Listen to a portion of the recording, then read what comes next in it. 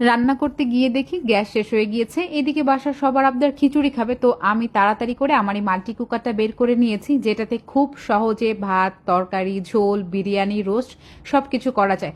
আমার মনে হয় যারা ব্যাচেলার বা স্টুডেন্ট আপু আছেন অথবা ছোটখাটো নতুন একটা সংসার শুরু করেছেন, আবার যাদের বাসায় গ্যাস থাকে না, এইটা তাদের জন্য খুব বেশি হেল্পফুল হবে, যেমনটা আজকে আমার খুবই কাজে দিয়েছে।